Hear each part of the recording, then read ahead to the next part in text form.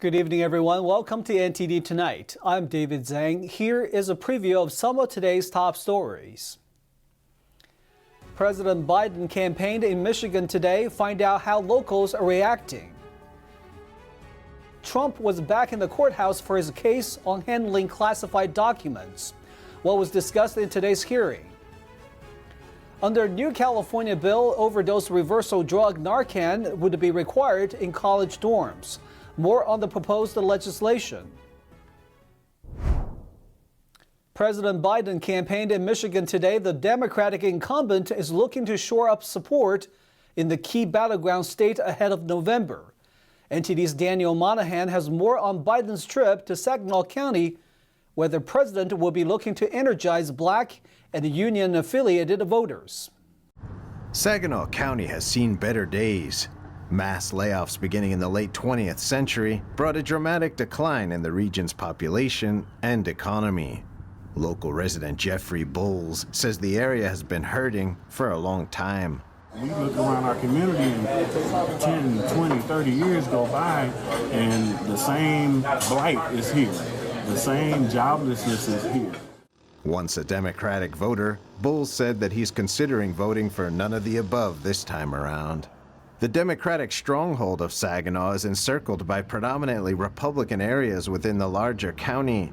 Republican legislator Tim Kelly says Saginaw has a knack for picking winners on the big stage. Saginaw has been kind of pinpoint accurate on presidential elections. Bishop Hurley Coleman says this particular election has been harder to read for lots of people. It's how do I filter through all of this noise and find out what's really happening? That's why I'm excited about the president making these kinds of trips. The bishop believes the Biden administration has done a lot of good things. President Joe Biden knows that if there is a place in America that he can tell his story to a people that need to hear it, Saginaw is that typical place. Winning swing states like Michigan is a must for whoever wants to claim the presidency this year. Current Real Clear polling averages show former President Trump with an over 3-point lead in the state. Daniel Monahan, NTD News. Now let's take a look at other top headlines. Former President Donald Trump was in a courtroom today in Florida, where his lawyers argued for dismissing 2 motions in the federal criminal case involving his handling of classified documents. Prosecutors and defense attorneys sparred over what documents count as personal versus presidential and how that's enforced. Trump's attorney Todd Blanche argued that the 32 charges should be dropped due to, quote, unconstitutional vagueness, adding that past presidents routinely took national security files. Defense attorneys also cited the Presidential Records Act, which allows presidents and their staff to file personal records separately from presidential records. However, Jay Bratt, arguing for the prosecution, said Trump could not and did not designate any classified files as personal, adding that Trump's possession of classified documents was, quote, unauthorized. U.S. District Judge Eileen Cannon then pressed the defense on their definition of unauthorized, to which Blanche said there is a lack of legal definition when it comes to classified document, as it varies case by case. Following today's hearing, Judge Cannon upheld the 2 motions, a loss for Trump's legal team. Senate Majority Leader Chuck Schumer today criticized the Israeli Prime Minister Benjamin Netanyahu's government, calling for new elections in a speech on the Senate floor on the Israel-Hamas war. Prime Minister Netanyahu has lost his way by allowing his political survival to take the precedence over the best interests of Israel. At this critical juncture, I believe a new election is the only way to allow for a healthy and open decision-making process about the future of Israel. Schumer noted in his speech that Netanyahu's rejection of a 2-state solution, namely a nation of Israel and Palestine coexisting, is a grave mistake. People on all sides of this war are turning away from a 2-state solution, including Israel's Prime Minister Benjamin Netanyahu, who in recent weeks has said out loud repeatedly what many have long suspected, by outright rejecting the idea of Palestinian statehood and sovereignty. Schumer said the Netanyahu coalition no longer fits the needs of Israel after October 7th. Thus, a government change is necessary. GOP leader responded critically to Schumer's speech, saying it's grotesque and hypocritical for Americans who hyperventilate about foreign interference in our own democracy to call for the removal of a democratically elected leader of Israel. Make no mistake, the Democratic Party doesn't have an anti-Bibi problem. It has an anti-Israel problem. This is not only highly inappropriate, it's just plain wrong. For an American leader to play such a divisive role in Israeli politics while our closest ally in the region is in an existential battle for its very survival. The humanitarian crisis impacting Palestinian civilians in Gaza has grown increasingly dire as Israel's war against Hamas continues into the fifth month, a situation that has increased the pressure on Democratic Party officials, including President Joe Biden, to take a harder line against Israel. A TikTok buyout is in the works. Former U.S. Treasury Secretary Steven Mnuchin told CNBC today that he's gathering investors to try to buy the app. Just yesterday, the House of Representatives passed a bill to address the threat posed by the short video platform. The legislation would give Chinese owner ByteDance 6 months to divest from the U.S. branch or face a ban. TikTok is urging U.S. senators to listen to their constituents before taking any action. Mnuchin told CNBC Squawk Box on Thursday, quote, "I think the legislation should pass and I think it should be sold." The former Treasury Secretary added, "It's a great business and it's worth a lot of money." Meanwhile, regulators in Italy are fining the social media platform $11 million. That's for failing to conduct adequate content checks. Italy's antitrust authority said today that TikTok has not taken adequate measures to prevent the spread of potentially harmful content to young users. The Italian regulator referred to videos showing a popular challenge among users. It involves pinching cheeks to leave a lasting bruise on the cheekbone. TikTok responded to the fine saying, quote, "We disagree with the decision." The company said that they have been restricting the videos for users under 18. Last month, a separate regulator in Italy forced the TikTok to remove the videos. In response to the ongoing fentanyl epidemic, a proposed bill in California would require college dorm RAs to carry the opioid overdose reversal drug Narcan. Universities would also be required to offer training in its usage. NTD's Jason Blair has more. California Assembly Bill 1841 passed the state's Higher Education Committee on Tuesday. California has been going through an ongoing opioid crisis. It would require universities to offer training for dorm RAs on the opioid reversal drug, as well as mandate they keep it in their rooms along with fentanyl testing strips. 1 out of every 5 Californian youth aged 15 to 24 tragically pass away in 2021 due to fentanyl overdosage. At my previous community college, 3 students tragically lost their lives due to opioid overdose in 1 semester. Narcan, also known as naloxone, was made available over the counter in pharmacies nationwide in September 2023. You administer it in the nostril. Typically 1 application will bring the person back within 10 minutes. There were no speakers in opposition during the hearing. The bill passed unanimously and will be next heard by the Appropriations Committee. Jason Blair, NTD News. We'll take a short break now, everybody, but here's a look at what we have for you when we come back. A pharmaceutical giant teams up with Amazon to deliver weight loss drugs. More on this new partnership. A rat and mold infestation at a New Orleans police station. Rodents are munching on the evidence, including marijuana. A rising star in the digital realm makes waves as he takes his talents to professional football. We'll bring you more on his story. Those stories and more coming up on NTD Tonight.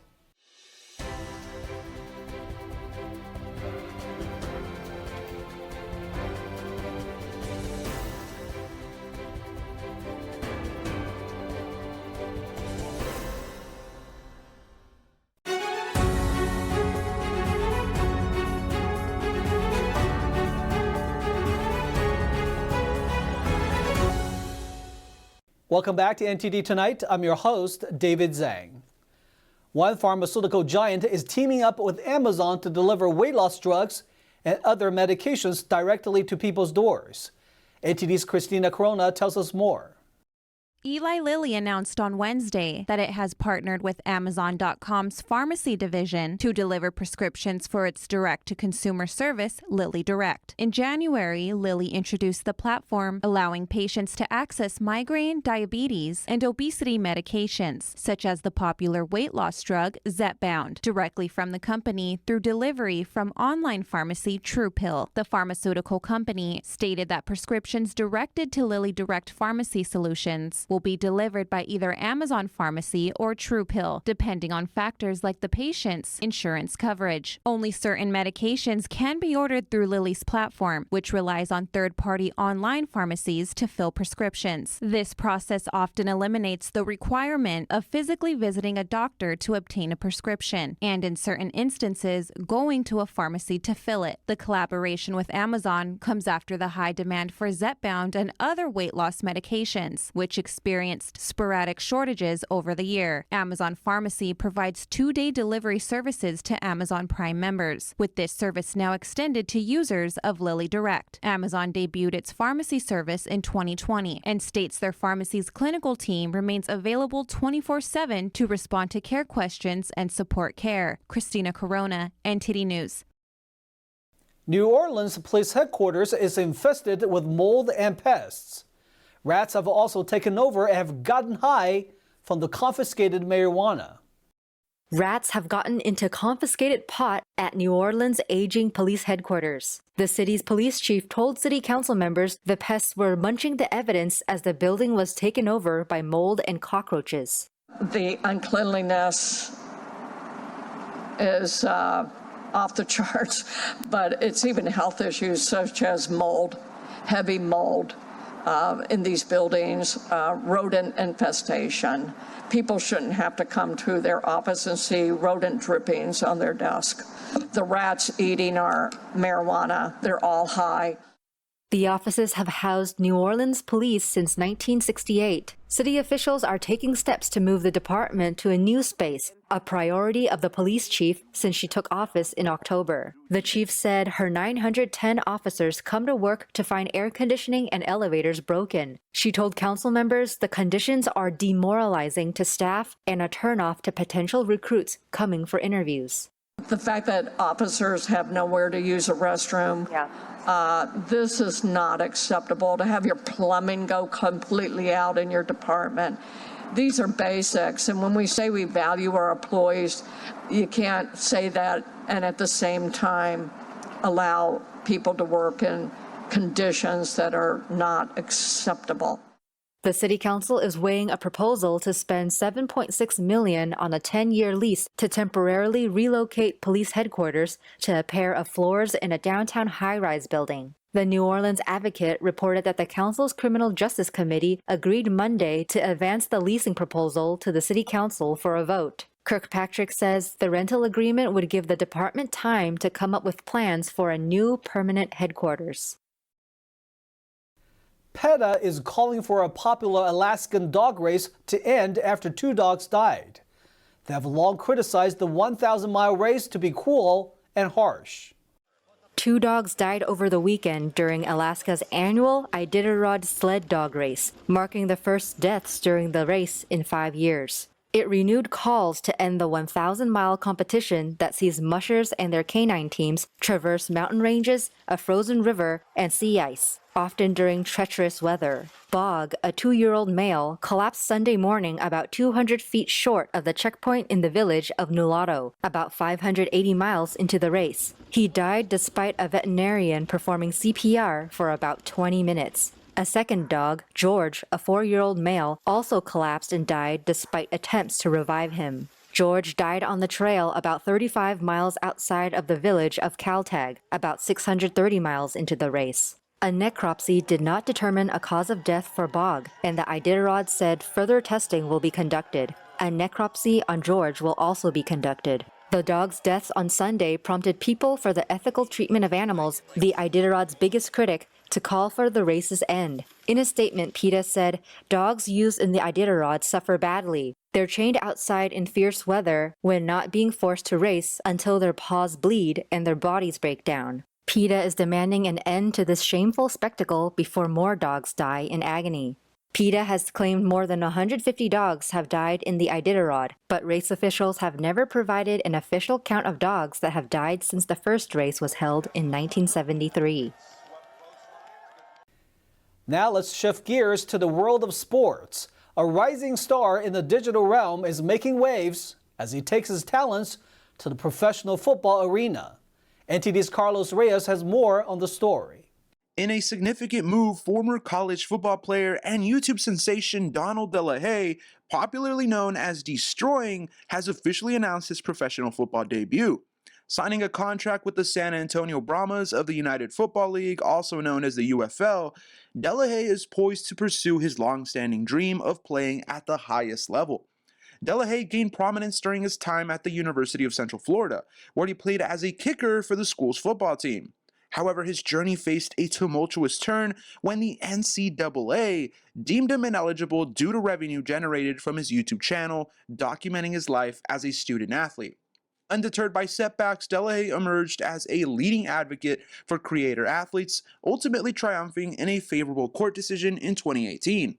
His YouTube channel, boasting over 5.7 million subscribers, became a beacon of inspiration for many aspiring athletes navigating the complexities of collegiate sports. Despite his success in the digital realm, De La Haye never abandoned his aspirations of stepping onto the professional football stage. Launching Project NFL at the beginning of 2024, he embarked on a journey to secure a kicking contract in North America's Premier Football League. Through rigorous training and determination, De La Haye honed his skills under the guidance of NFL coaches and former players. His efforts culminated in a contract offer from the Brahmas, marking a pivotal moment in his football career. Upon joining the ranks of the Brahmas, De La Haye encountered stiff competition for the starting kicker position, notably from NFL veteran Matt Amendola. However, through unwavering confidence and relentless work ethic, De La Haye managed to surpass his peers, securing the sole kicker position on the roster and ultimately earning him the starting role. As the inaugural UFL season approaches, all eyes are on De La Haye as he prepares to showcase his talent and determination on the field. With his sights set on the NFL, De La Haye's journey serves as a testament to the resilience and unwavering pursuit of dreams in the face of adversity. Carlos Reyes, NTD News. And coming up next, stay tuned for China in Focus with Tiffany Meyer, a suspected Chinese spy making a rare public appearance after vanishing from the public eye for several years. The name Feng Feng once went viral in the news cycle when federal investigators learned of her alleged espionage activities in the U.S.